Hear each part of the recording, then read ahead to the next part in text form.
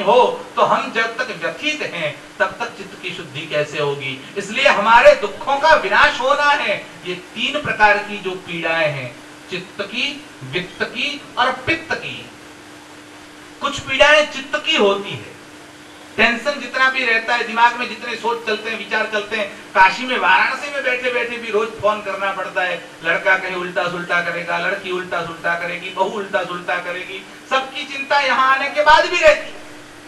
तो कुछ बीमारियां जो होती है वो चित्त की होती है, कुछ वित्त की होती है, फाइनेंशियल। पैसे रखे थे, डिपॉजिट खत्म होने आई है, क्या होगा आगे, पैसों की क्या व्यवस्था, ब्याज उसके पास से लाना बाकी था, ये सब चित्त की, वित्त की और पित्त की शारीरिक बीमारियां होती है। ये तीनों पीड़ाएं हमको रहती है। और दूसरी पीड़ाएं कौन सी?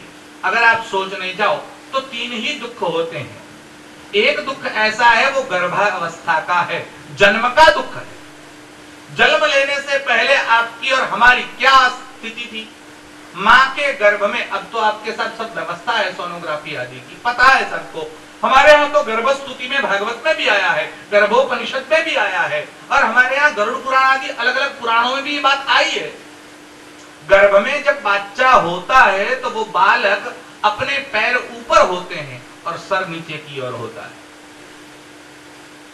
ऊपर पग करेला होय, माथું નીચે હોય અને પછી ટૂંટીઓ વાળીને અંદર પડ્યા રહેવું પડે, કેમ કે પગ લાંબા થવાની કોઈ સંભાવના હોય એટલી જગ્યા રહેતી નથી, એટલે ટૂંટીઓ વાળીને અંદર બેસી રહેવાનું। એટલે આ ઘોડા છે ને જે ઘૂંટણ એ નાકને અડે એવી સ્થિતિ હોય। તમે જરા કલ્પના કરો કે તમારી આવી દશા થાય કે તમારે 9 મહિના સુધી કોઈ અંધારા કુવામાં કીડાથી ખદબદતો હોય અને સંડાસ મૂત્ર બધું એમાં પડ્યું હોય, એ ગંદકીમાં ઊંધા માથે ટૂંટિયા વાળી અને 9 મહિના રહેવાનું છે, અને આજે તમને આવું કોઈ કહે તો તમારાથી થાય?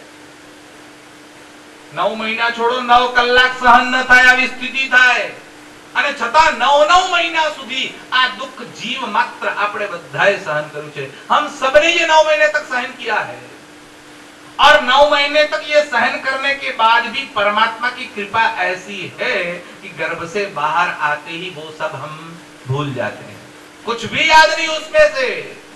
अरे हम भूल जाते हैं, ये छोड़ो, माँ बच्चे को जन्म देती है और तब जो उनको पीड़ा होती है वो पीड़ा केवल माँ ही सहन कर सकती है और वही बता सकती है कि पीड़ा कितनी होती है।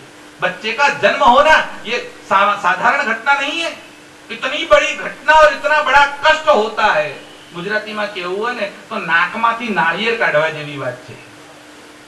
अगर आप नासिका के छिद्र में से पूरा का पूरा श्रीफल निकालो और कितनी पीड़ा हो सकती है, इतनी पीड़ा बच्चे के जन्म के वक्त माँ को होती है, लेकिन बच्चे का जन्म होते ही वो इतनी आनंदित होती है, अपने ही अंकुर को देखती है और वो सब जथा भूल जाती है, और 2 साल 1 साल के बाद फिर से दूसरी बार माता होने की तैयारी करती है। आप सोचो कि आप भी भूल जाते हैं और माँ भी भूल जाती है, दोनों ही भूल जाते हैं, लेकिन ये पीड़ा रहती है। ये जो दुख है वो है। दूसरा दुख कौन सा है? जीने का दुख, जो हम सब सहन कर रहे हैं पूरा का पूरा, जब जन्मे सब तब से लेकर अब तक और आगे तक भी ये दुख सहन करने वाले हैं। घर में क्या हुआ, कलर हुआ कि नहीं, मकान बना कि नहीं, रहने आए कि नहीं, पैसे वापस आए कि नहीं, सुबह का दूध आया कि नहीं, शाम का भोजन बना कि नहीं, डॉक्टर ने दवाई दी कि नहीं, इतनी सारी समस्याएं, गैस की बोतल आई कि नहीं, उसकी भी समस्या रहती है। तो ये सब दुख है, जीवन भर के दुख रहते हैं, और अंतिम दुख मृत्यु का होता है। ये तीनों दुख रहते हैं, और मृत्यु में भी जब मृत्यु समीप आती है तो 4 प्रकार के दुख होते हैं। जब मृत्यु सामने होती है और जो दुख सहन करना पड़ता है, सबसे पहला दुख होता है शरीर वेदनात्मक दुख।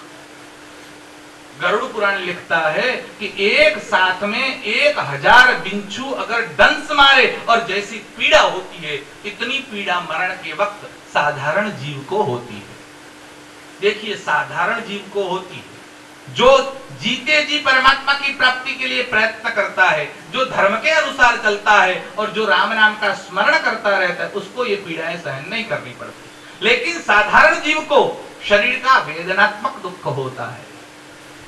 तो मरते वक्त एक तो शरीर का वेदनात्मक दुख होता है, दूसरा दुख कौन सा होता है? पाप स्मरणात्मक दुख होता है। जीवन भर जितने पाप किए हैं वो मरते समय हमारी आंखों के सामने एक फिल्म की तरह, हम जैसे पिक्चर देख रहे हो उस तरह से चलता है, पूरा का पूरी स्क्रिप्ट। और वो 5-10 मिनट नहीं, 1 मिनट भी नहीं, सेकंडों में पूरे जीवन के पाप दिखाई देते हैं।